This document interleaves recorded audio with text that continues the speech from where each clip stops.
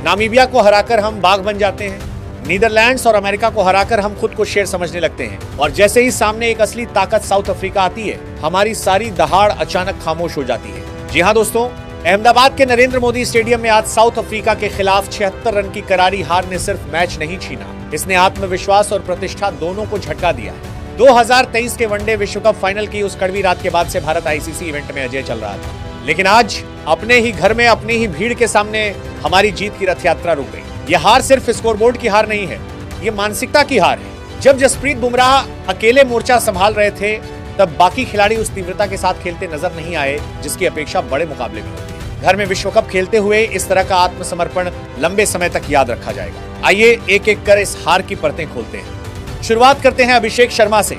छोटे मुकाबलों में जब रन बनाने की जरूरत थी, तब बार बार शून्य पर आउट होकर लौटना पहले ही चिंता का विषय बन चुका था। उम्मीद थी कि बड़े मैच में वह खुद को साबित करेंगे, लेकिन आज भी कहानी नहीं बदली। 13 गेंदों पर 15 रन, यह आंकड़ा अपने आप में बताता है कि पावर प्ले का लाभ नहीं उठाया गया। T20 में शुरुआती 6 ओवर मैच की दिशा तय करते हैं, वहां से टीम को आक्रामक शुरुआत चाहिए होती है, लेकिन यहां शुरुआती दबाव बढ़ा और विपक्ष को हावी होने का मौका मिला। विश्व कप जैसे मंच पर लगातार नाकामी टीम की रणनीति को प्रभावित करती है, और यही इस समय सबसे बड़ी चिंता है।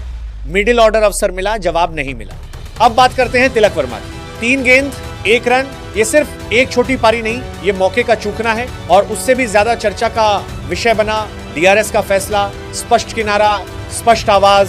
फिर भी रिव्यू लेना ये सिर्फ विकेट गंवाना नहीं था, ये एक मूल्यवान रणनीतिक विकल्प गंवाना था। बड़े टूर्नामेंट में निर्णय क्षमता भी उतनी ही महत्वपूर्ण होती है जितनी तकनीक। ईशान किशन से उम्मीद थी कि वह पारी को संभालेंगे, लेकिन शून्य पर बोल्ड होना टीम के लिए बड़ा झटका था।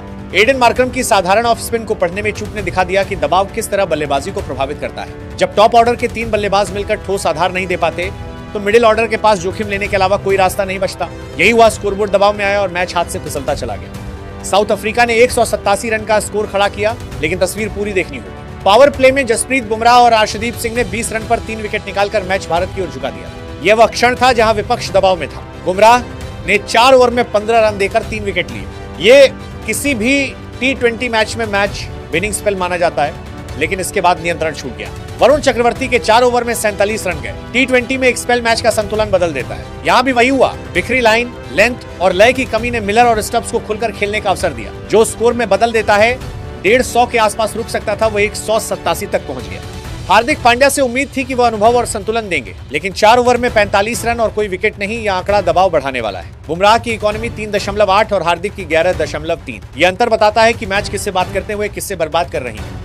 हिस्से में हाथ से निकला। गेंदबाजी में निरंतरता की कमी ने विपक्ष को वापसी का पूरा मौका दिया। लक्ष्य था 188 रन। कमेंट्री में भी कहा गया कि पिच असंभव नहीं है, लेकिन लक्ष्य का पीछा करते समय शुरुआत से ही आत्मविश्वास की कमी दिखी। विकेट गिरते गए, रन रुकते गए और दबाव बढ़ता गया। अंततः टीम 111 रन पर ऑल आउट हो गई। यह सिर्फ हार नहीं, यह व्यापक अंतर से हार थी। 76 रन का अंतर T20 में बहुत बड़ा माना जाता है।